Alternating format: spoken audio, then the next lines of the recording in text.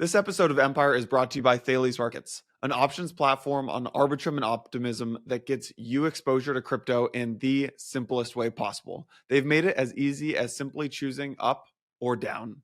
You'll hear more about Thales later in the show.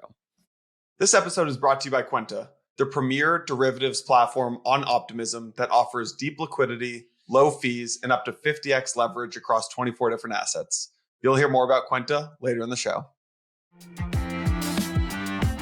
All right, everyone. Welcome back to another episode of Empire and Bell Curve. If you are, we got a special little crossover up today, crossover roundup. If you're listening on Empire, we are joined by our friend at Framework Ventures, Michael. And if you are listening on Bell Curve, Vance and Mippo are both in Paris.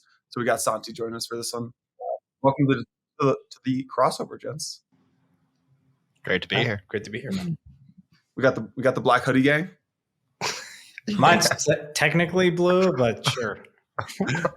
Santi, I feel like you don't like when I ever call your hoodies black. Like, I just don't wear black, dude. I don't. I'm not like the Steve Jobs kind of bullshit thing. No, but listen, speaking about hoodies, there's been a lot of hoodie activity in the punk realm. Dude, like Punk OTC bought like 5 hoodies and then resold them, and some of them have been selling for like one of them sold for like the lowest I think in a while. But there's been a lot of hoodie trades recently. Going back to that episode we recorded on punks. Santi, do you know that? So we recorded, like we've been talking about punks a lot on Empire, and after those big trades happened, I got like 5 different messages being like, "This you." Huh. I was like, I'm so glad that you guys, the listeners, think that I have $500,000 to go spend on a punk. I really do appreciate that, but.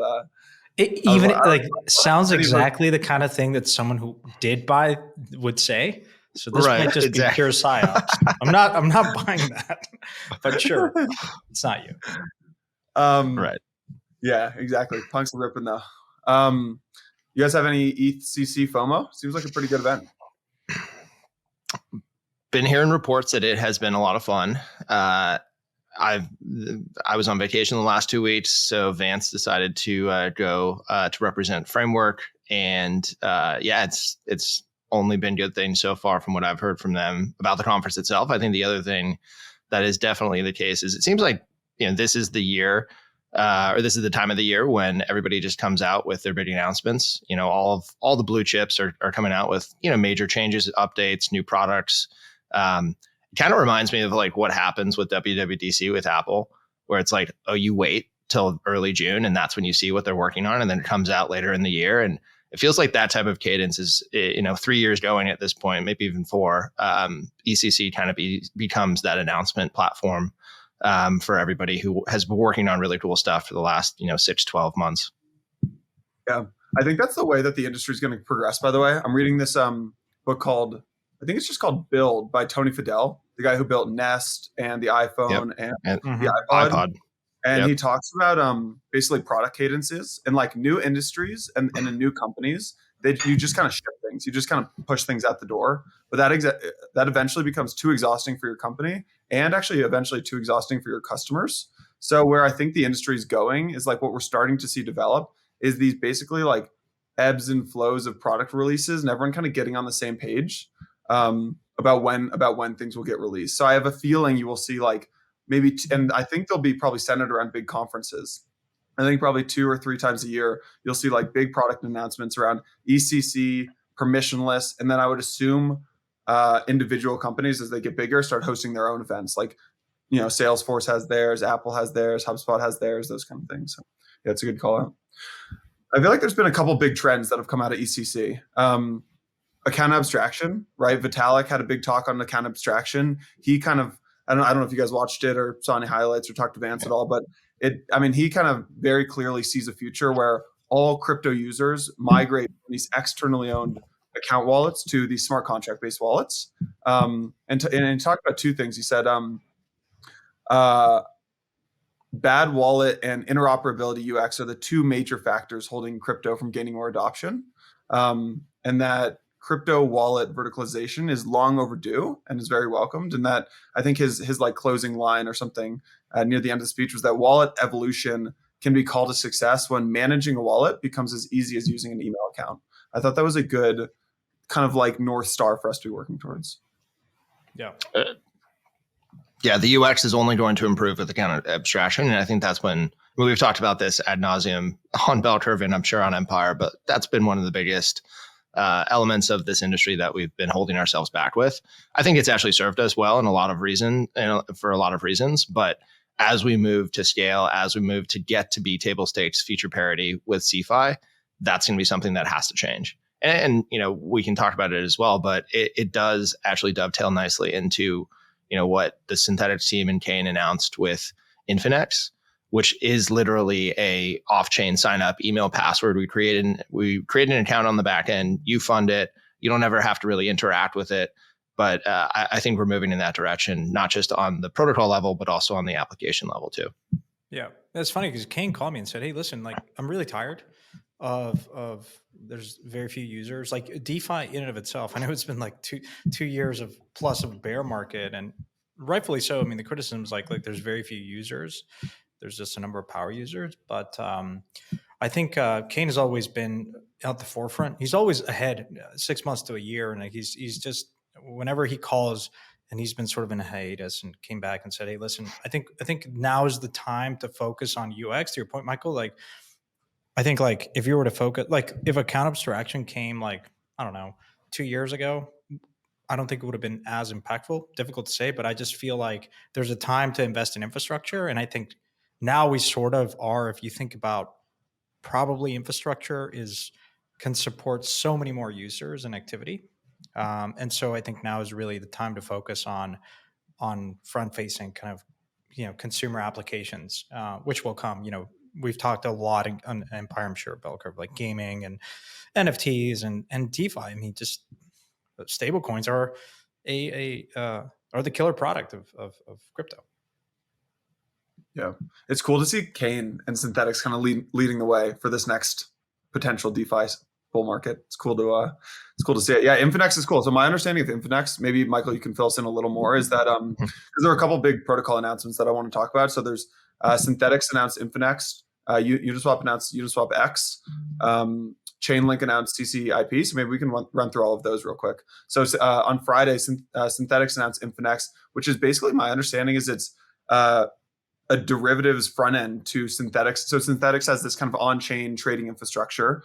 It's a protocol for on-chain trading. They are putting a centralized or a new exchange that aims to take on centralized exchanges on the front end. It's a very, very, very easy to use, like optimized for the UX and the UI and the user. Sign up with an email and a password, and that's just the front end. But it leverages Synthetix, the trading protocol on the back end. I think it's governed by this by SNX, which is the native token of Synthetix. Platform's revenues are used to accumulate back to the token. That's kind of my understanding, but would love to hear your thoughts on like big deal, not a big deal, thoughts on Infinex. So yeah, one caveat I would say is the way the current system for Synthetix works is what I would call and what they call the V2X state, which is you have all of the things that were existing in the last year and a half, 2 years. But I'd say what Infinex and frankly, like what is required for launching Infinex is the move towards V3, which is more about creating new markets and new forms of liquidity and new ecosystems to trade. And so it's more of, it's going to start off as semi-permissioned, eventually move to permissionless. But if you have a new idea for a financial product, if you have a new idea for a trading apparatus or a mechanism like that, that's really what the new protocol upgrades within V3, which some of which are already on mainnet. I think the rest of it is supposed to come out by the end of the year. And then Infinex, to your point, is really just a consumer-friendly way of accessing those markets that doesn't require you to really be a DeFi native and trust, having all of your assets either in a hardware wallet, on MetaMask, and going through the rigmarole that we've all become accustomed to over the last few years. It is really an effort to bring in new users to DeFi. So I think, to your point, Kane is always ahead. And really smart and calculated about when the right time is to do that. I think, recognizing that the infrastructure is frankly ready. We have a lot of the tools in place to be able to accomplish the growth and scalability that we think we all should be having in DeFi right now.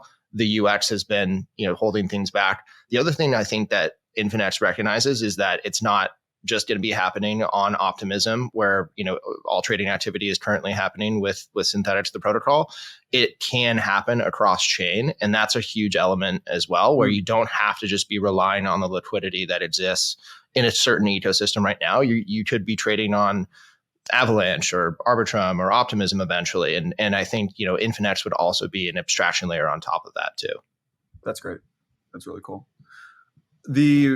My favorite part of this is that I feel like we're at 18 months into the bear market. Everyone right now is so focused on infrastructure. And I think that was one of the main themes at EthCC, like building kind of flat infrastructure. Nobody's focused on consumer products. Nobody's focused on the front end.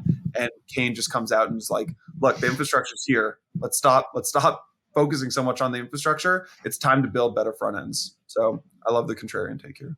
Kind of dovetails into Uniswap. So I don't know if you guys were following revealed UniswapX. Did you guys see this? Yep. So I think the high level takeaway is, so Uniswap revealed UniswapX, which is this permissionless, open source, auction-based protocol for trading across AMMs and other liquidity sources. My understanding is it's an aggregator that outsources routing to this kind of open network of competing fillers that fill the swaps at the best prices through Dutch auctions. And I think this, so getting into the details a little, is like the swaps are gas free from a user's perspective because the swappers are actually signing off-chain orders, not on-chain. The fillers then submit them on-chain. And to finalize the transactions, the fillers cover the gas fees. I think right now it's opt-in beta, and then later this year, this cross-chain update will be launched, which combines swapping and bridging into one auction.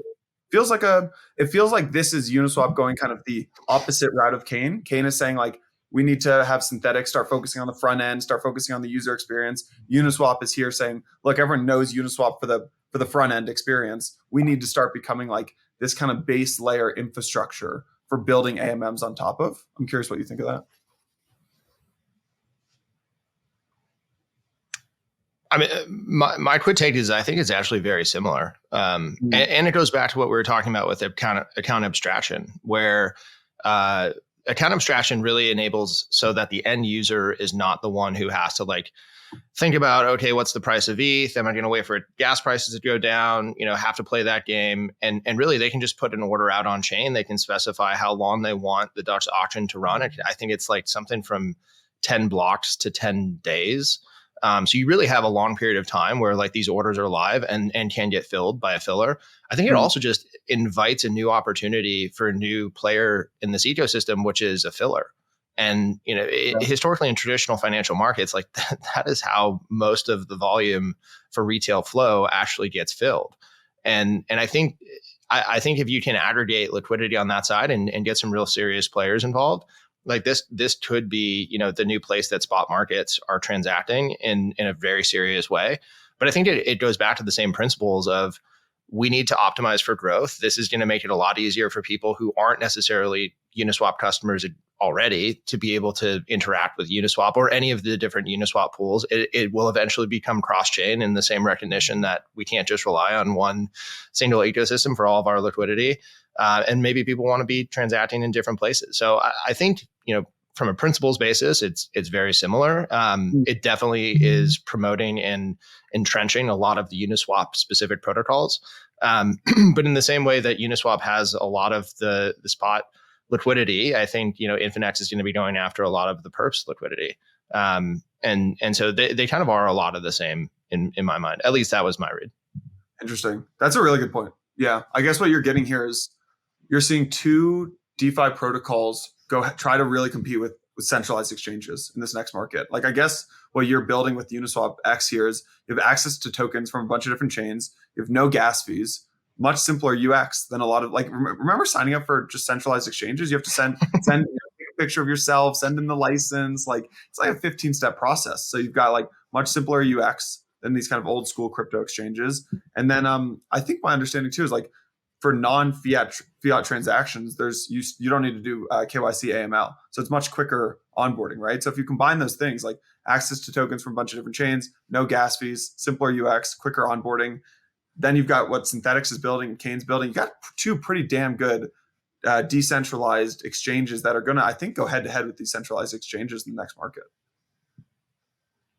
Yeah, I think that was also the explicit goal too. Like I know Kane said that. I'm pretty sure I heard Hayden say that as well. But like once again, we've seen everything that has happened in the last 12 months from a centralized entity perspective in crypto, and I think this is a recognition that it's time, and we now have the tools to be able to have DeFi, take up the reins and run with it.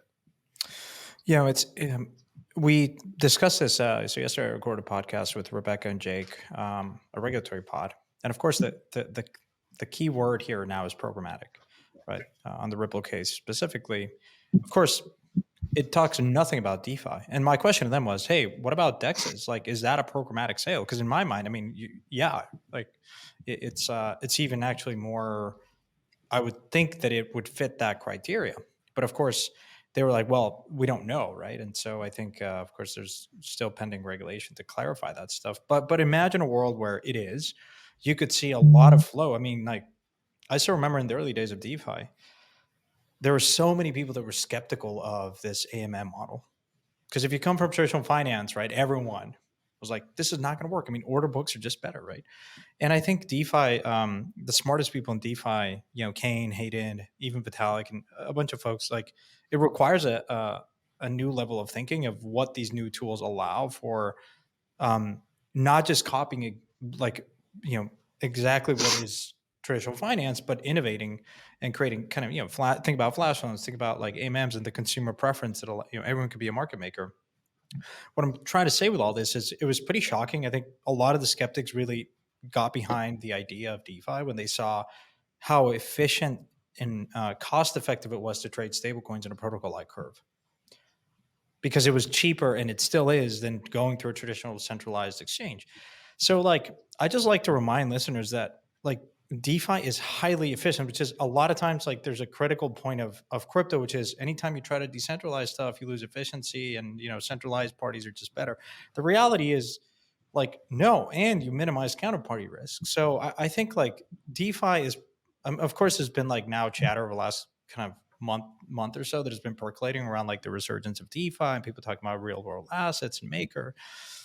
But I think DeFi is kind of forgotten, and I think it will really catch people off guard when they see how a nice UX plug into all the kind of the pipes that are already there and super battle tested, and how quickly it will gain traction. So I'm pretty excited about Kane building in this direction. Yeah, 100% agree. Yeah, agreed. Michael, you want to give us the overview on Chainlink CCIP? Before I say this, I got to say, like, my first when I first learned about framework, it was someone described like, yeah, these guys are like deep in Chainlink, and of course, like Chainlink was like doing all these announcements to Google, and it was like ripping the chain, like the link marines were like link marines, Twitter. Yeah, that was my first interaction with framework, and then I learned that they were like super deep into Synthetix as well. So, anyways. Just for people that might not appreciate Michael's perspective on Chainlink, none of this is legal financial advice, but none. This is someone that has been deep in Chainlink for a while. Michael, do you have a Link Marines like Anon account? Are you like one of the big? I've been accused of that many times, but no, I'm not. Again, something that if you were a true Link, you were, not. Come on, but admit it. Yeah, stop asking stupid questions. Yeah. I mean, Vance and I got to know the Link team actually like 6 years ago. It was like summer of 2017, and we participated in the ecosystem basically before 2 years before we started framework even. And so, Chainlink is something that we've been following for, the better part of a decade at this point. I would say the insanely incredible thing that Sergey has been able to do is he's been able to stick to the same exact thesis of where the industry is moving for that entire period of time. And even before so, I mean, he was a part of a smart contract platform and company prior to Chainlink. And it's morphed, it's changed, like there's been new products, but the thesis has remained the exact same, which is really kind of what I would say CCIP embodies, which is the internet of smart contracts and the enablement of creating these communications protocols or a unifying communications protocol that connects everything, I think is the representation of where this industry is going. We've talked about it from an Infinex perspective. We talked about it from a UniswapX perspective, but cross-chain is something that I think is just inevitable at this point. In the last couple of years, there were a lot of efforts, and I think Kane would even admit this, to basically have everybody build on Optimism, or everybody build on Arbitrum, or everybody build on whatever it may be. And I think that what we're starting to see is the need to be able to have the complete trust and verifiability to be able to move assets across platform, because there's just inherently going to be that. In the same way that we saw with the internet too. It's not like one operating system or one ecosystem was the dominant and end all winner. You have to be able to have the interactability between different applications across platforms. So CCIP has been worked on for, I don't even know how many years at this point, maybe 2 or 3. It's been a long time coming, but it really does, I think, reinvigorate a lot of the stuff that we're talking about, which is improvements in UX, the cross-chain portability of liquidity, cross-chain functionality. And there already are a number of cross-chain communications protocols and ones that are working and scaling right now. And I think it's going to be an interesting question as to see, like, what are the differentiating factors, what are the technical specifications, which one's better in those respects, because I think ultimately that wins, but also who gets the most distribution and who's going to be able to plug in to be that cross-chain transport layer. But Chainlink is starting off with a huge list of existing partners. And so being able to have this on mainnet, I think, is a huge thing. It really, it definitely does breathe a lot more air into the sales of Chainlink, which I'd say over the last year has been sort of a question as to when. There's always been a question of when is this coming, 2 weeks TM. But it is really fun to see it live. And yeah, hats off to the team for a huge accomplishment. Yeah. And Michael, for like someone who may not really appreciate the nuance here, like, what does this kind of enable or empower, right? Because you have we talk a lot about, there's multiple L1s, there's multiple L2s. And so what is this kind of Chainlink fabric, connectivity fabric, like, enable that is not possible today? Yeah, so I think, one of the things that it hopefully gets rid of in a lot of ways is bridging. And bridges, as anybody in the industry knows, have been one of the biggest honeypots for hacks or losses of assets and funds.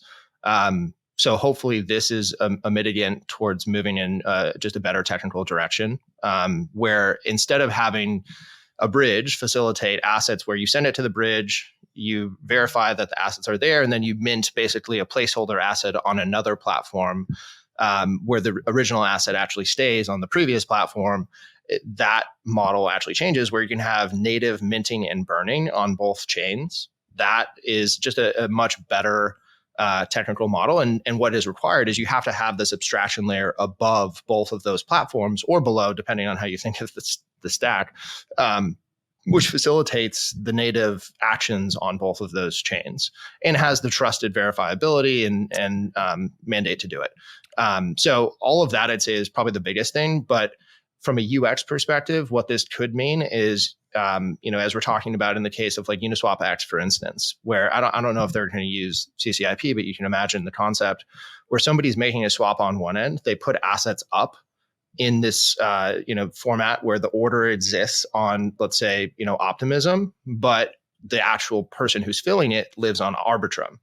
And instead of actually having someone have to send assets across to be able to fill the order, you would have the verifiability of the assets on one chain, which then would release the assets on the other chain. And only when the order is filled on the previous chain would you release them on the other chain. And so all of the messaging that is required to be able to facilitate that like multi-step transaction would be facilitated by something like this. So I think that's probably the best example. And of course, we talk about like trust assumptions that you're making when you're using a bridge, or even an L2. In this case, there is a trust being placed in Chainlink and their ecosystem of partners that has been pretty battle tested at this point. But maybe if you could just touch on the trust assumptions that you're making while using this. Yeah, so I think there's implicit trust in just what you said, Santi, with, Chainlink has been, the dominant Oracle provider and backstopping, I don't know how many billions of TVL at this point, but the Oracle solution to be able to enable that. I'd say there's also a direct trust assumption in that anyone who's facilitating these transactions, and I don't know exactly, I don't think they've gone totally into the token model yet, but there's an implicit stake that you have to put up to be someone who's facilitating these transactions and therefore earning the fees for facilitating the transactions. And so, to have the transactions, it's not like these are just free messages that are being passed. You have to pay a fee either in the form of link or another asset to the operator who is facilitating the transactions. But then that operator also has to have some stake to be able to know that if they were, found out to be malicious or made a mistake, for instance, there is a potential slashing. Yeah. And so in the same way that Ethereum has the, slashing elements for validator nodes, this is the same thing. Yeah. It's interesting. We go always back to Synthetix because Synthetix was one of the first to really adopt Chainlink, and I think at one point was the number one fee payer, or was subsidized, but it was pretty much like really in the early days of DeFi. Kane, I still remember we were having dinner, and he said, "Listen, you need a Switzerland. You need like because they had like a pretty adversarial. There was an incident where like the Korean peg just went out of whack, and like they're like, we just need $4 trillion was minted or something like that."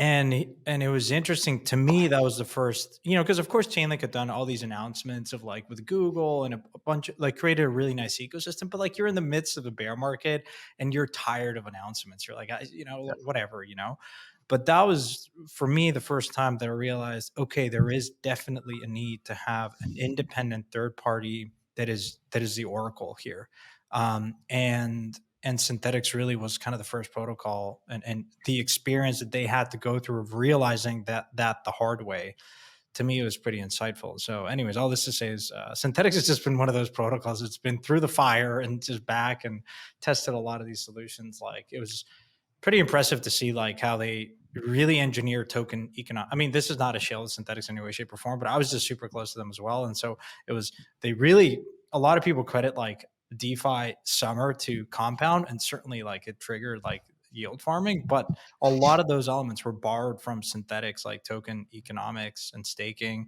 And then you had the obviously Chainlink, and then just Synthetix Optimism. I mean, they've as it relates to public goods, I mean, they were just instrumental in like layer twos because it was so expensive to interact and claim at SNX on a weekly basis. So it's pretty fascinating to see how different protocols contribute back to the ecosystem.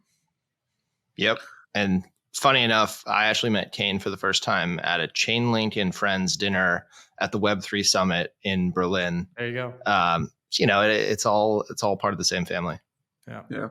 Santi, you're an investor in LayerZero as well. Is it fair to say that there's this like kind of CCIP versus LayerZero? Like, is that the kind of big like LayerZero or cross-chain battle that we're going to see play out over the next couple of, in the same way that maybe Arbitrum and Optimism are battling, or 2021 it was Avalanche for Solana. Is that kind of like the new thing that we're going to see develop? Is maybe LayerZero versus Chainlink CCIP?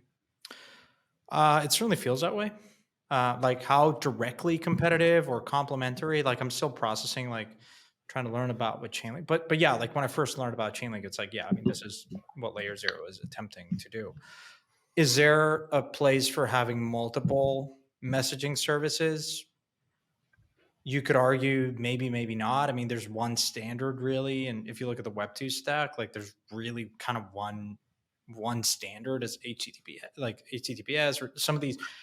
So I don't know. I mean, it's an interesting question, like Michael or Yana, I don't know if you guys have a strong view on, but if you have multiple messaging providers, like, does that create confusion, or is there some sort of standard that the industry needs to align with? And how do these two, say in a world where you have LayerZero and Chainlink, like, at the end of the day, whoever the user is not going to care. I think you just kind of use the one that is the safest, the most efficient, the most reliable. So yeah, I don't know. It's a good question. Too early to tell in my mind, but I'd be curious, Michael, if you have a strong view on it. Definitely too early to tell as well. There already are a number of others even in addition to LayerZero and Chainlink. So it's it does seem like those are the two biggest at this point. I think LayerZero has come out and said that you will have to use ZRO or whatever the token is as a form of payment, which architecturally is the same as CCIP. So it feels like, to Santi's point, maybe there's a world where everybody has to maintain, some ZRO and some link tokens to be able to facilitate payments on behalf of these transactions. Maybe there's some easy way of making that happen. I think then there's also the question of like, how easy is it to integrate into these messaging protocols? And is it possible to maintain those integrations for multiple if you need to? So all of these are big open-ended questions, and definitely agree it's way too early to tell. I mean, regardless, these two attempts are a step in the right direction, because the current architecture of bridges is a bit broken. I think we've seen that just in practice. There have been different flavors of bridges, like both you guys and I'm an investor in a number of bridges. Like, it's worth trying these things, but ultimately I think the more elegant solution is something like CCIP or what LayerZero is trying to do. So, I think we're moving the right direction, and competition is just the nature of the game here. Yeah. Exactly. Yeah. All we're seeing here is just these, like, we're just abstracting the networks away from the user level. So either whether you're using LayerZero or CCIP, it's at the end of the day, it's better for the user. So,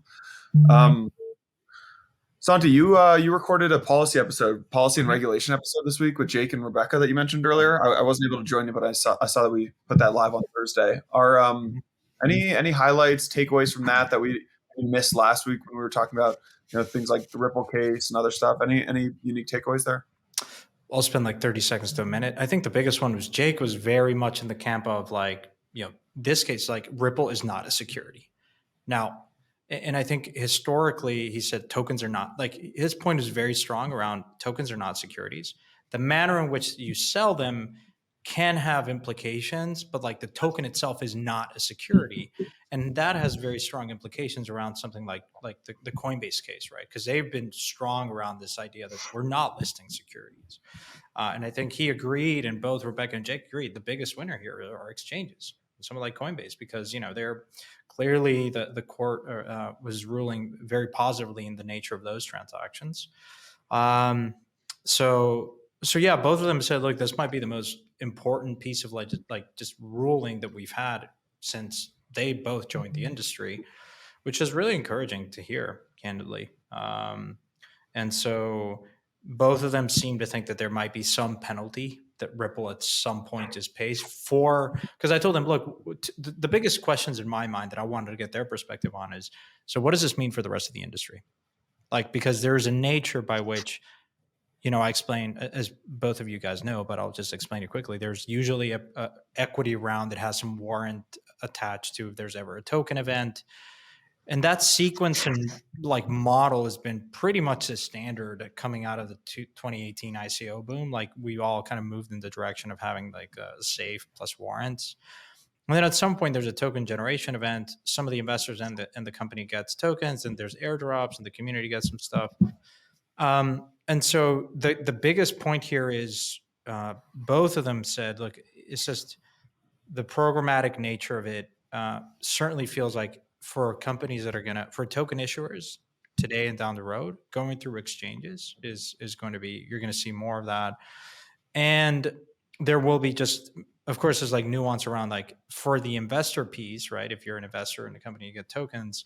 The key here is on a case-by-case basis, of course. Do you have lockups? Do you have like what is normally what traditionally like if you're like an investor in the company IPOs, like you have a year lockup of sorts, and so these things are important. So anyways, those were like the biggest points that we touched on. I would encourage people to go listen to that. And but yeah, in summary, both of them felt really bullish, of course, in this type of ruling.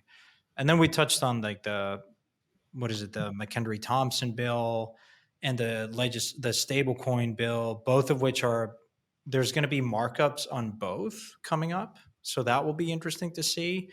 And So yeah, a lot going on. I feel like this is like the golden age for lawyers in crypto. I mean, it's always been pretty lucrative to be a lawyer. I was about to say, well, like, from a visibility perspective, like they're like the most popular followed accounts now because they're impressively so. Like A16Z, Paradigm, you guys. I mean, there's been a lot of hires and a big coordinated effort of going on the offense here. And I think it's really encouraging to see that, candidly.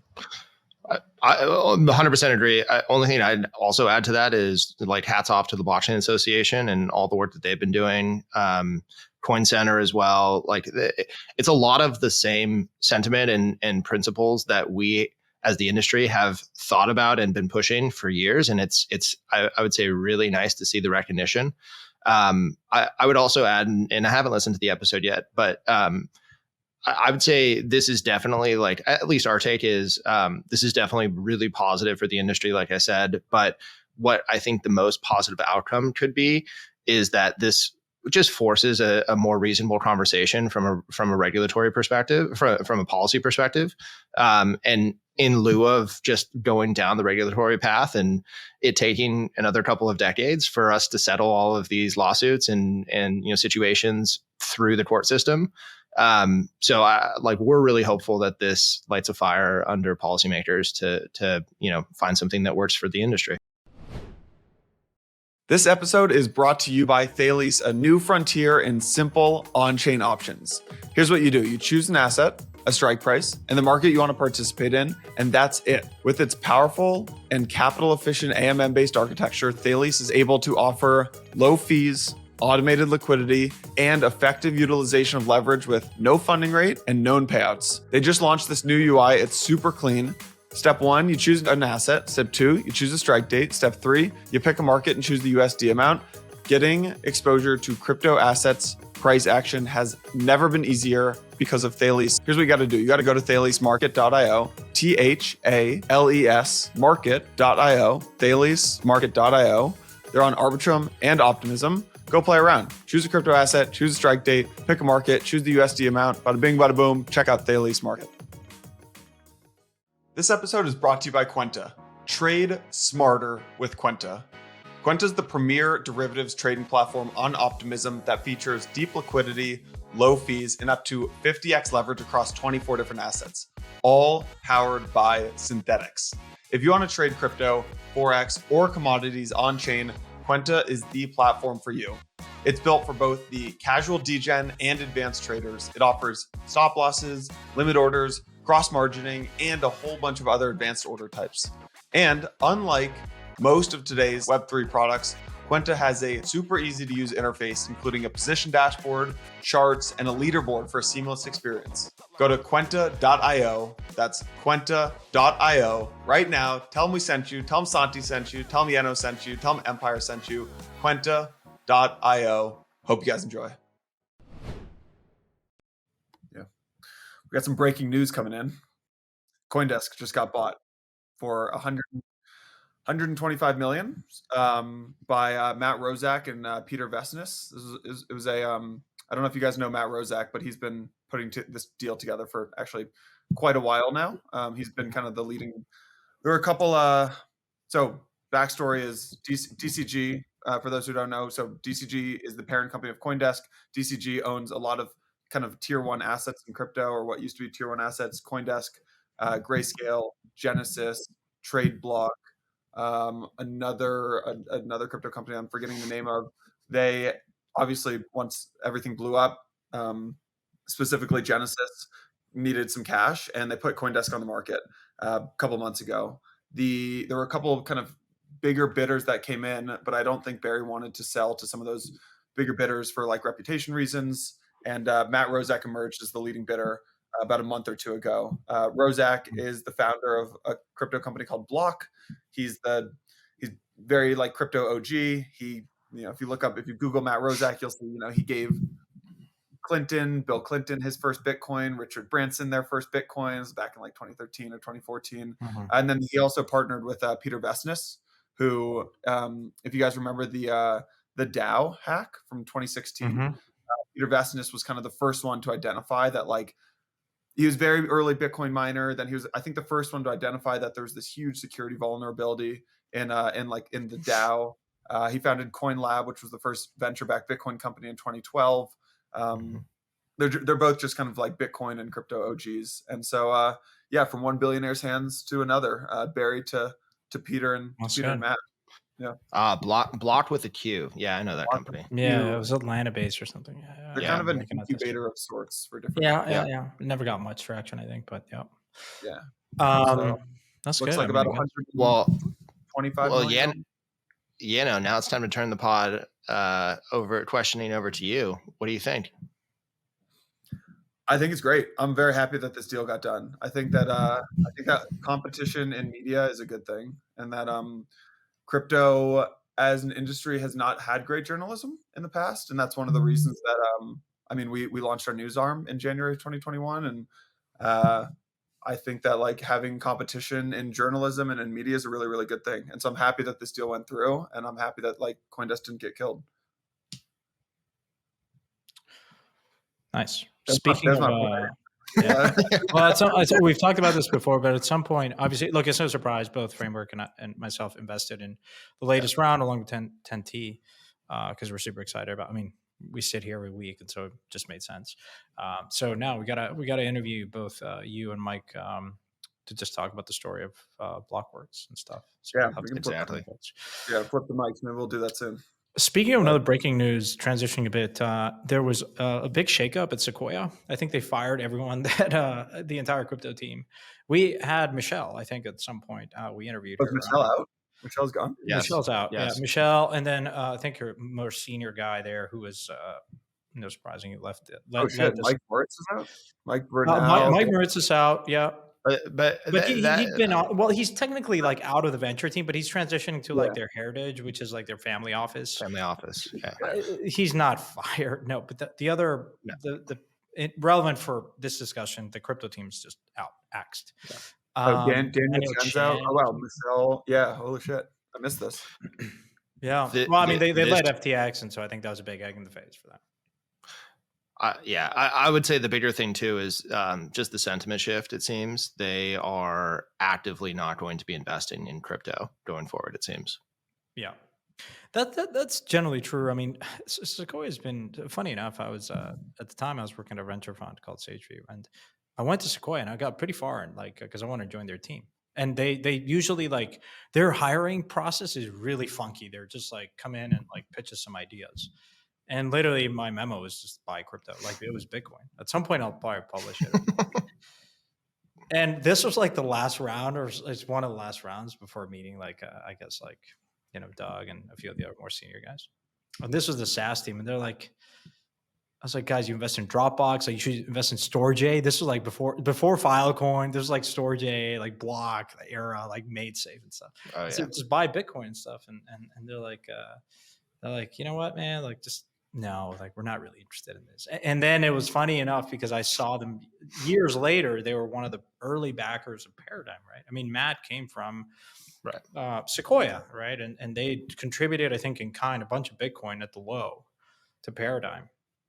And then they did a few investments. But yeah, it's I would say that the Sequoia shift is also happening in other major funds. I mean, of course, like Tiger, you have Triple Point. I mean, just a bunch of traditional funds. It came in late, maybe didn't dedicate enough resources. Have moved away from crypto in a very drastic way, right? I mean, I think it's really just the crypto native firms that remain.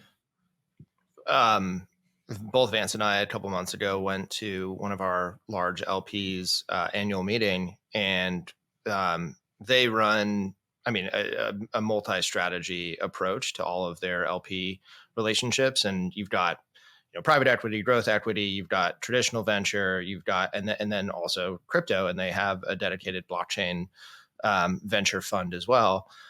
And it was walking out of that conference. I mean, there was an entire day dedicated to blockchain GPs, and of which, we both presented on different panels. But it is very clear that there is such a stark difference between traditional venture and blockchain venture.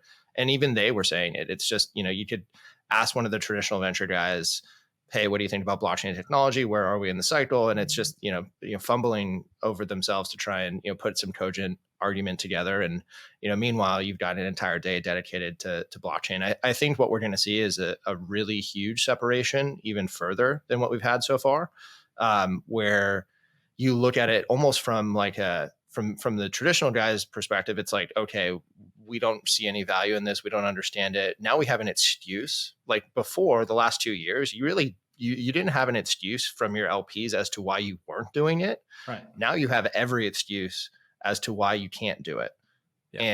And I think that, as we continue down this path, and, we're starting to see the green shoots of what this next leg up and next kind of narrative will be, with everything we're talking about with DeFi and all the narratives that, everybody's excited about. But I think that they're just going to be even further left in the back. I think that's also kind of what happened with Sequoia over the last 2 years. They tried to play catch up real fast, and that happened at very tippy tops of the market cycle, and they got burned.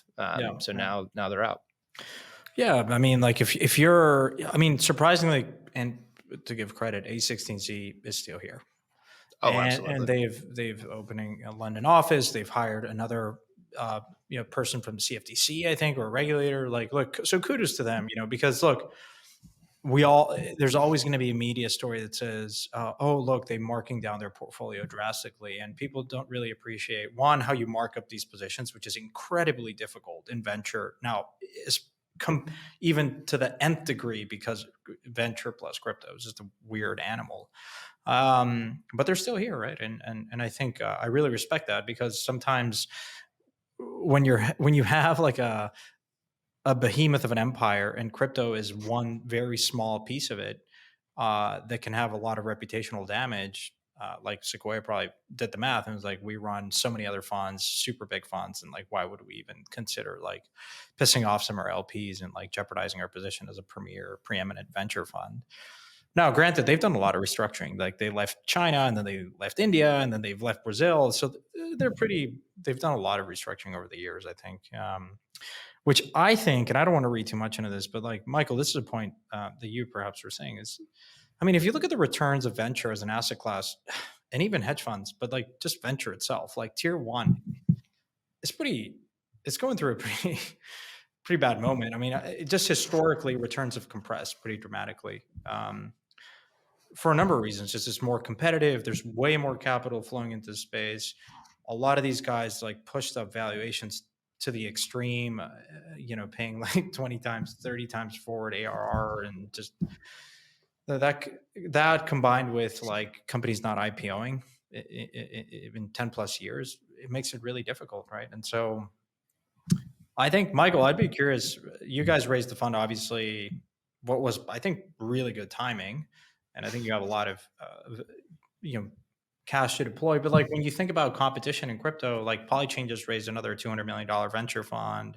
So there's folks out there like Katie Hahn Ventures. I'm sure she hasn't called all the capital, but there's decent amount of dry powder.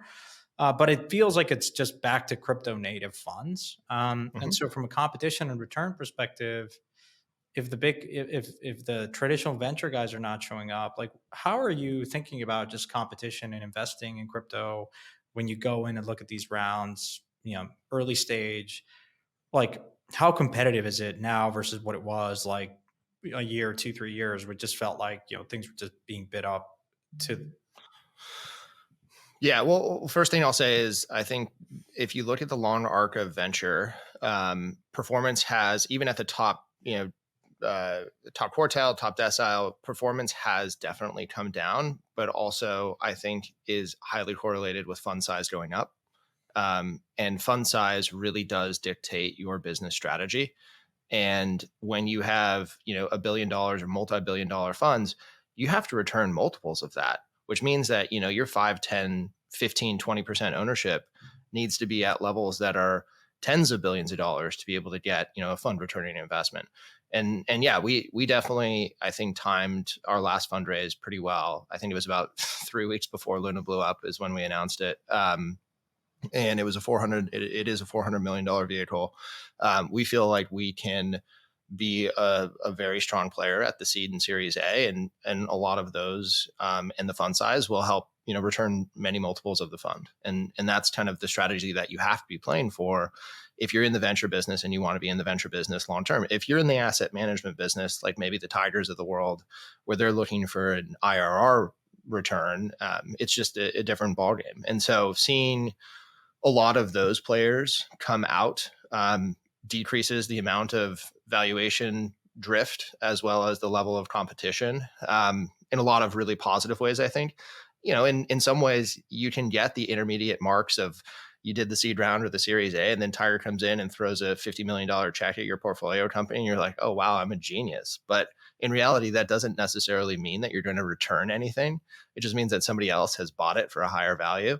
And so I think that, you have to be sober in the ways that you think about what is real value and tangible value, which ultimately is returning multiples of the fund. In regards to, what's competition like these days, I think, two things are going on. One, there's absolutely less competition. It's crypto natives basically only. There are a couple of upstart funds that are doing, on their first or second fund that are, competing at the, seed Series A-ish level. I think, frankly, it's going to be really hard for any fund that doesn't have distributions in the next fundraising cycle to be able to go and continue on. Polychain, look at them, $200 million fund. I think their last fund was 700. So this is definitely a step down from that. I think they were also raising this at probably, one of the most difficult times in the last decade to raise a venture fund. So, and this is probably a first close and not a final close. But yeah, I mean, the landscape is changing quickly. And I think the other thing that's going on, the second variable that's going on, is there's just not as many people coming into the industry as you saw in 2021. So there's just not as many opportunities, but the quality of the opportunities that you are seeing is much higher. So that's probably more form fit for the industry that we have now of investors, where, it's crypto natives who understand this stuff, who can really dig in and help out from a crypto native perspective. And you're just not having to go chase things because, the deal flow is 5x what you're seeing now. Yeah. So I think it's really positive for the industry. Yeah. Yeah. Now, of course, some of the non-crypto native funds historically have just stuck to deals like an FTX, right? Where they end up raising 50, 100 million. That's something they can easily do, right? They love these equity deals. What they haven't done historically, even at the peak of last cycle, was just doing on-chain stuff and really kind of yield farming and doing other strategies and just staking and just holding ETH and staking it and just being, which to me is where the real alpha can be generated. And so, not some of the crypto native funds that are just purely kind of venture don't do this stuff, which is, I don't know, pretty, but what I'm trying to say is very few funds are active as you guys are on chain, and, you can do a number of things. And how easy is it for a fund like you to convince your LPs that you're able to do all these things, right? Because they'll want to either think you're either I remember a pair of people always want to know, are you a hedge fund or are you a venture fund? And what is this bucket? I just need to know which bucket I'm allocating from. And how do you kind of have that conversation with LPs? Yeah, the distinction that we think about is, are you an open-ended fund or are you closed-ended fund? And what that really means is, do you have the ability to withdraw and manage everything in a liquid basis as you would with an open-ended fund? Or are you the kind of typical venture closed-ended 10-year vehicle? We manage closed-ended funds. So we consider ourselves to be, venture thesis in the ways that we invest, where we're maniacally focused on ownership. We want to be the lead partner for whatever deal we're in. It's something where we want to have a long-term relationship with anyone that we back. And that mentality and that investment philosophy, I think, is the same philosophy as what you would see from a traditional venture partner or traditional venture fund. Where we're different, to your point, is, you get access to, according to the Ripple case, this new form of asset class called the digital asset earlier than you would with any other venture investment where it's private equity. And being able to participate with that, use that asset, participate in governance, stake it, help out the ecosystem, maybe run validator nodes, like whatever is necessary. I think that's not necessarily that hard of a sell from an LP perspective, because that's what these protocols need. And it's part of the package that you get when you get an investment from Framework is, we're going to be participatory in any way we possibly can.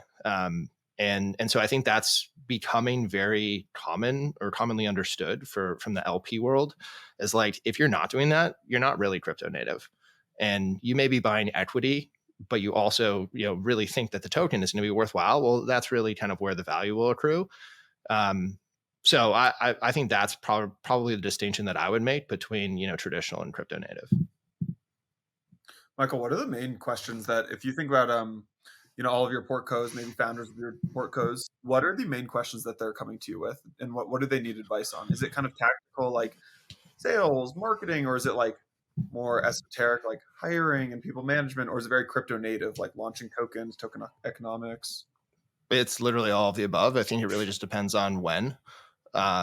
You make an investment into a seed stage company and they've got 7 people working there, and they're like, how do we hire someone who can help us with X, Y, or Z? Or how do we find our head of research? It's like, okay, well, here's our recruiting partners, and like, let's dig in. And or it might be like, we're about to launch. How do we, get in front of Blockworks or CoinDesk, or how do we get our messaging out, or how do we craft our messaging? Like, okay, talk to Adam on our team. He's our comms partner, and he's going to help you do that. And I think once you launch, the things become more technical in nature to what we're talking about, where you're staking, you're providing governance assistance, you're running nodes.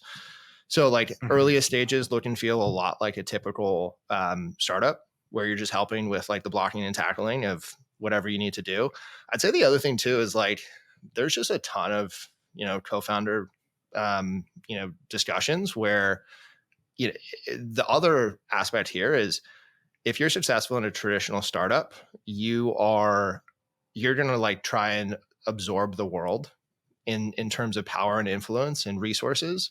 Whereas if you're a founder of a protocol, you're turning over the keys to the kingdom in a few years. And that is a very fundamental shift from a founder philosophy perspective, where you're still going to be pushing things, but it's going to be governed by people who you may not even know. And you're still going to be like, you still have the North Star, or maybe somebody else takes up the reins and has the North Star in lieu of you. And that's kind of the goal. That transition, that different mentality, I think is another just huge difference. I think about like Mark Zuckerberg versus like a Hayden or a Kane. Like they are fundamentally different in their philosophy on entrepreneurship. And it has to be for you to run a protocol versus a company. I'll tell you 2 things that most recently have been top of mind. Like if I systematically look at, like, I get pinged by all my portfolio companies. It's like the 2 most frequent things that I'm getting pinged on is, 1, what does macro in the fundraising environment look like for a follow-on? Because I am running out of capital within 3 to 9 months or 12 months. And what's your appetite to put more money? And who else is out there giving, like, leading rounds? It's a very tough fundraising environment. Which brings us, like, people should go and listen to the discussions we recorded with Avichal and Hasib, which the question is, would you rather invest in something new or do follow-ons? Some funds just don't do follow-ons.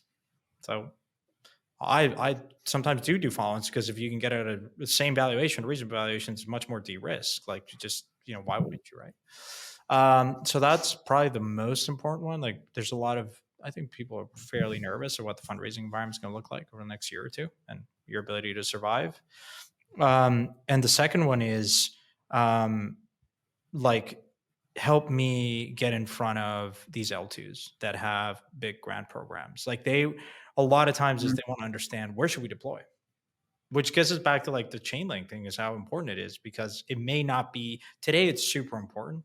Oh, should I deploy an Optimism or Arbitrum or Solana or Avalanche, what have you, or Polygon? And I think over time that will be less of a relevant. I mean, it's still going to be an important decision. Like, where should you plant your flag first?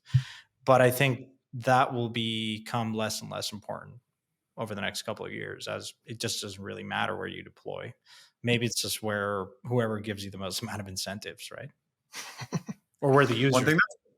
I think that's a great point, Santi. One thing that's very clear right now too is like whatever L1 you choose to build on, you're kind of like that type of project. Like you're kind of that type of team and that type of app. Like if you are building on Solana, like that tells me a lot about your character and like who you are. If you build on Polygon, you are a very different type of person than someone who goes and builds on Solana. I wonder if that changes. I mean, people talk about culture a lot. I mean, it's like in my mind, culture is something that's way overused and like not properly understood. It's like going back to like I think it was Mike Moritz's book, or no, it was Ben Horowitz. It's like culture is what you do, not what you say. And like, yeah, okay, if you deploy in Solana, like I don't read too much into that, candidly. Like, I actually respect the Solana community a lot. It's going through something that the ETH community went, and not that we need to talk about it in this episode, but I've just talked to Ben this week, and I mean, as a result of Neon launching, and this is Neon's like an EVM kind of thing, so it basically allows you to like run an EVM and connect with Solana very easily. So again, more connectivity among chains is a key narrative and theme. But yeah, the Solana community, I've seen some projects leave Solana and then have more success because they deployed in an L2 and Ethereum and an EVM chain. But I don't think, if you were to think about how the pendulum has swung, Solana was all the rage when like they had their conference in Lisbon and 2 years in a row. And like, of course, the FTX kind of, gravitas certainly helped it. But and now it's like it just swung to the totally opposite direction, which is like this is a dead protocol and it's not going anywhere, and it's just. But look, the Saga phone is really interesting. I think the DeFi ecosystem there is shows signs of resurgence, and so the problem with crypto is people. Once you're scarred by something, or like you have say you held Sol from like whatever it was at all-time high, now it's like down to 9 and sold it, you don't want to ever like look at it. You're even like you get annoyed if you look at the chart, and I think like sometimes like people just really shut themselves out to stop learning about what's happening there. And it's just I've done it. I've fallen in this trap before because it sucks to like constantly like it's like salting your wounds.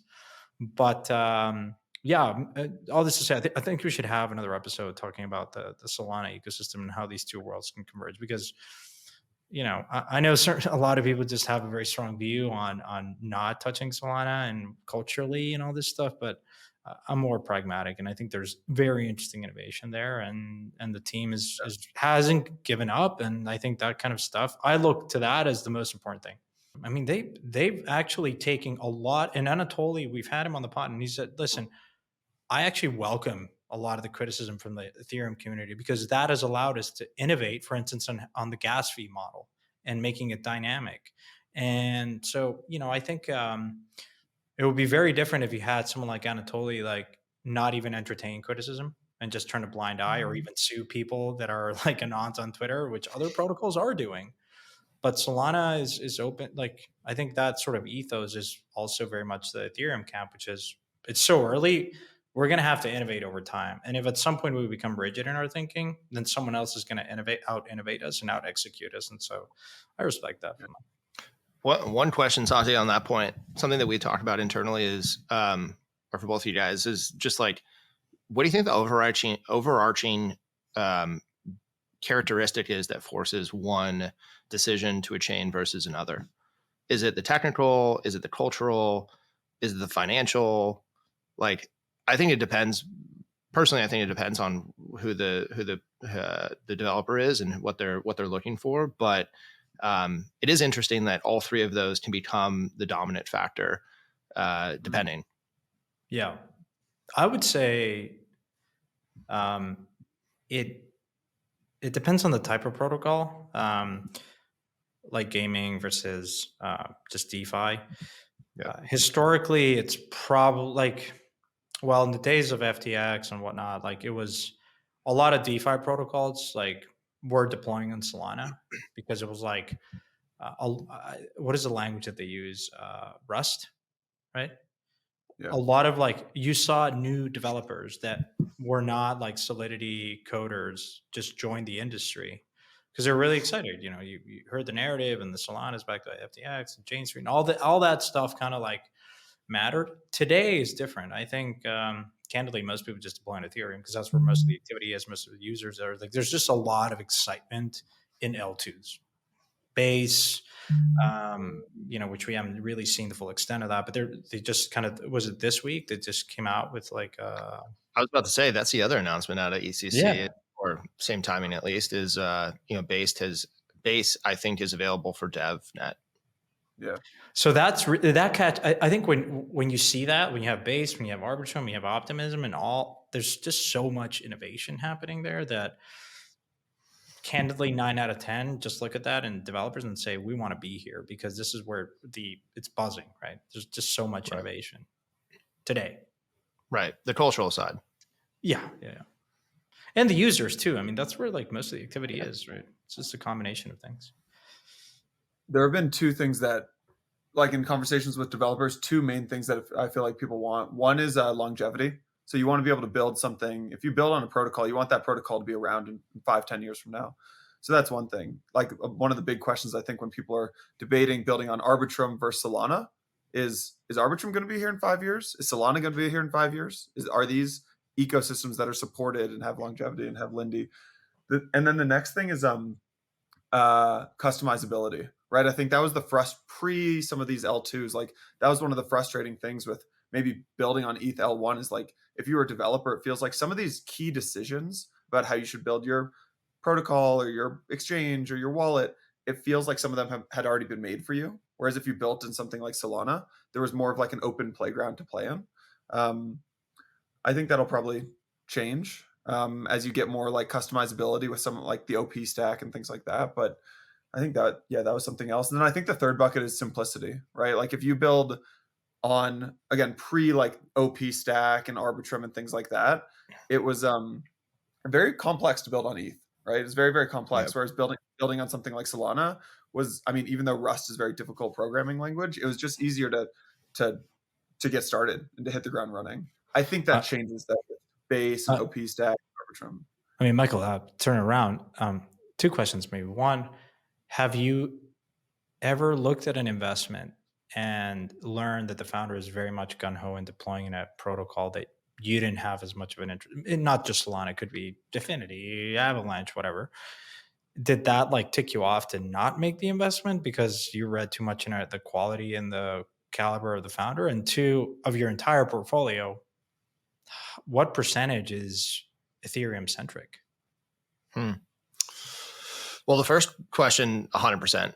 Not to say that like that is the only factor, but I think to your point, it does give you some understanding of the psychology of the founding team. And so if it's already sort of a question of are they crypto native? Are they, you know, really understanding the trade-offs here? And then you go and choose, you know, out there, you know, not very widely used protocol or blockchain, then absolutely. It just furthers the point.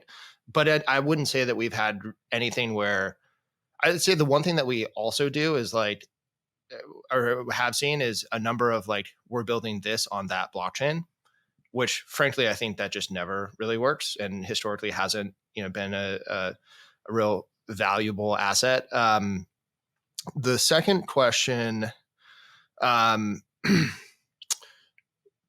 yeah, I mean, I think probably if I'm really thinking about it, probably like 2/3 Ethereum, 1/3, or maybe like 75% Ethereum, 25% Solana. And yeah, I'd say historically that's been like almost 100% Ethereum. And it's definitely changing over time. I would say there's also in respect to like games, you know, those don't necessarily have as much of a blockchain interaction as you would necessarily need because, you know, ideally the usage is just like that's where I think an example of the technology is the overriding factor and not necessarily the cultural side. because games have this intention of being net new users, or at least I think the really good games have an intention of like, we're not going after like the Web3 natives as like our core customer base. We're going to hopefully attract some of them, but blockchain is really what enables our ownership economy in this game ecosystem.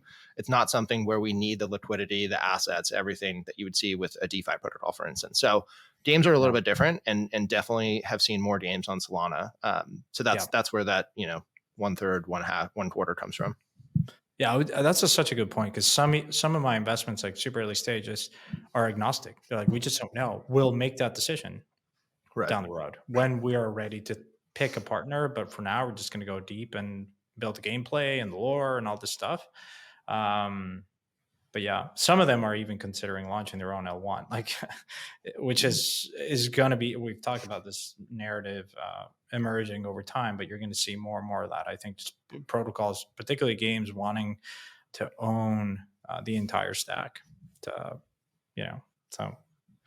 But especially if you have the connectivity fiber, like what the CCIP or LayerZero, just to bring it back to that, then it just, the fact that we're discussing this, like, we're probably going to look at this and laugh. It was like, how relevant was this discussion?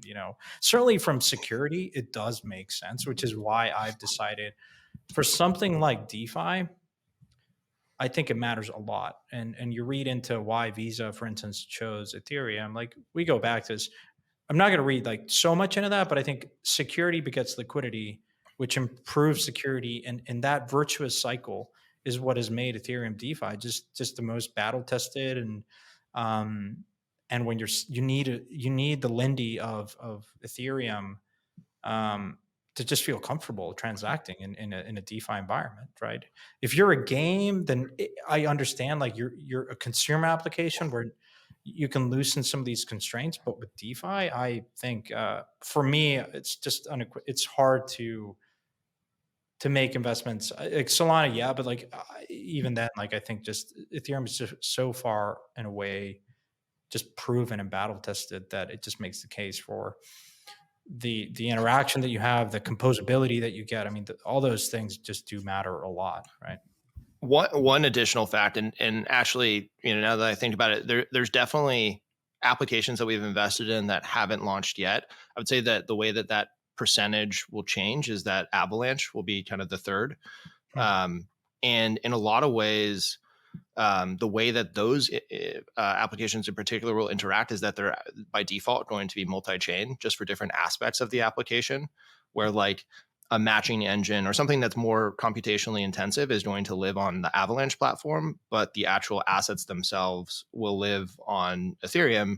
And frankly, a lot of those are also reliant upon the eventual launch of CCIP, and have been for the last 2 years. So like, that's another case in point for why, CCIP becomes powerful, is because you don't necessarily have to just be wedded. A single application doesn't have to be wedded to a single blockchain. If, the vision of LayerZero or CCIP is realized, where you can have the user experience on one chain, and, you can leverage other abilities, technical abilities or cultural abilities of a blockchain to do other aspects of it. Yeah.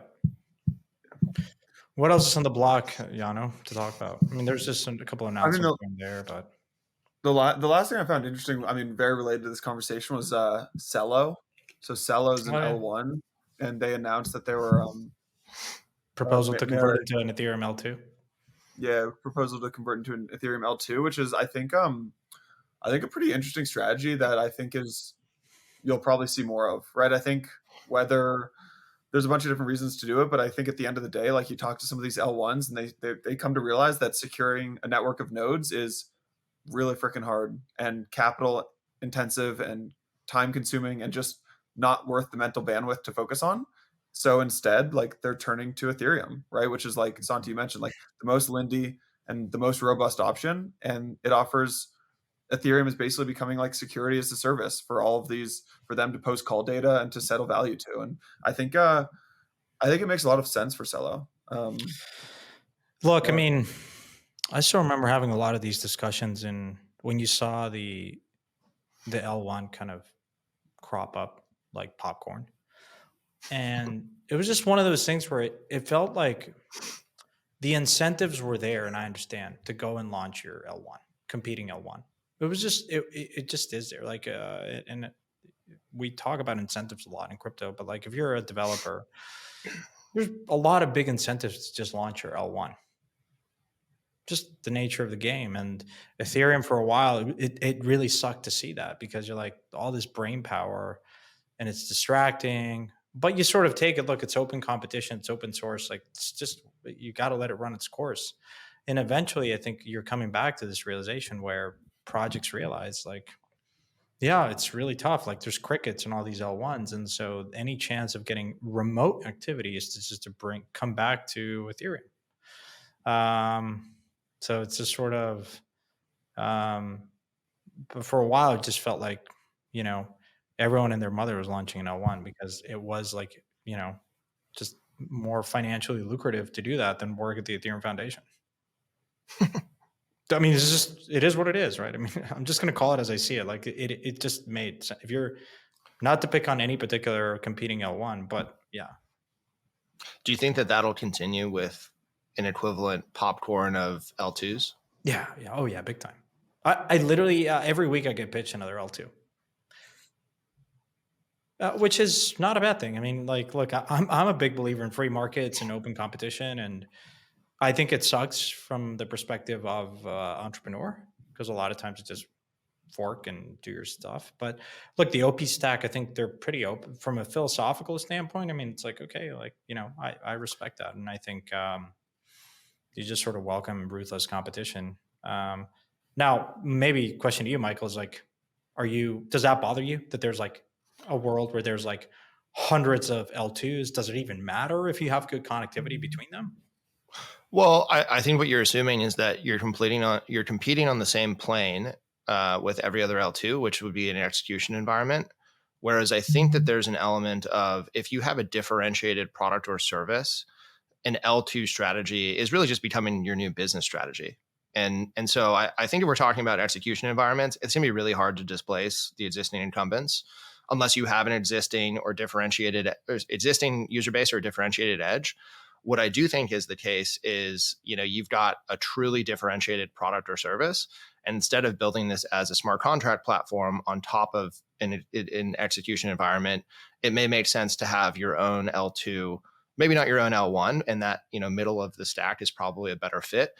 But so that, yeah, I'd say, L2 as a business strategy for things that are differentiated is probably where we would gravitate towards. But if it's just going to be the same plane of competition, it's going to be tough. Yeah. But let me ask you a question, because I'm not as technically well versed to think about this, but I'll ask the question and then I'll think about it. But it's sort of, what are the design choices that allow, like, if you're launching your L2, say that you're a game, right, or whatever, DYDX before it went to Cosmos, like if you want to launch your L2, like what's the trade-off from a founder's perspective saying, I'm going to deploy an Arbitrum versus, no, I want to launch my own like fork of Optimism? Like what's the benefit of launching your own L2 versus deploying on Arbitrum or Optimism or Base? Well, you have to recruit a validator set, right? You Yep. have to then think about decentralizing the sequencer, but like, yeah, look, there's Espresso and a bunch of other folks that you can partner with, but it's more of a technical, like you then have to, from an internal team resource perspective, you have to expend energy in thinking about all of that versus just focusing on your core product and competency. Totally. I think what you enable are a couple of things. Yes, it's much more heavy lifting. You have to be able to build the technology and the infrastructure to where you're supporting not only just an application set, but a validator set to secure and manage that entire ecosystem. What you get to control is a lot of the economy of that digital asset, which I think has a lot of really strong elements, especially when it comes to infrastructure services. So computational services, I think, is a prime example of this. If you're building sort of an application, I don't think it necessarily makes sense for you to be your own L2. Now, for instance, if you're, a game and you've got 3 or 4 different games and you've got a bunch of technology that's underpinning that game that's native to the game ecosystem, maybe it does make sense. But so I would say being able to control the economy, being able to control the technology, It comes with pros and cons, but I would say that's probably the biggest architectural difference. You just have to have a justifiable reason why you need to control those aspects. Otherwise, it just feels like you're launching an L2 to have a token. Yeah, that's a good point. Gents, good chat. Yeah, it was pretty good. Yeah. Michael, a question. Any of you guys have managed or are going to see Oppenheimer or Barbie, and in what order? I've got back to back. Oh, same day? Same day. Savvy. My girlfriend has a knack for falling asleep in movies, so we're gonna go see Oppenheimer at like 10:30 in the morning. So she can sleep through that. And then Barbie after that. Is that a bear market thing? Because I heard tickets before noon are cheaper, man. Like, well, gotta save where you can. Yeah, I love it, man. I love this philosophy. Okay, so Oppenheimer in the morning and then Barbie in the afternoon. I mean, listen, I think Rotten Tomatoes came out. You'll be attending solo. You'll be going to another movie alone, I'm assuming. Dude, like impossible, but sure. You think that, right? You go think that. Fine. It's gonna be good. I think Oppenheimer got 96 on Rotten Tomatoes and Barbie has 93%. So Hollywood is back. I gotta say, there was like 2 years during COVID where you needed it the most. There was like no good movies. Now Mission Impossible is pretty good. Like, I liked it, and some good movies. I hate to break it to you, Santi, but it always has like a 1 to 2 year time lag. But we're about to hit another dead spot with this strike. Well, hopefully by then crypto will deliver its pure value, so we'll be okay. We get all of our dopamine from the markets in 2014 and 2015, so we'll be good. Yeah. By then, the FTX movie will come out. It's like, oh man. Well, that's the other thing. Did you know that Michael Lewis is set to launch his book 2 days before the FTX SBF trial is supposed to begin? October. Oh, really? Yeah, genius. Wow. Bradley Dale launched his book. I got it. I haven't gotten to it, but that's gonna be exciting. That was a crazy quick turnaround for that book. I was like, he published that like.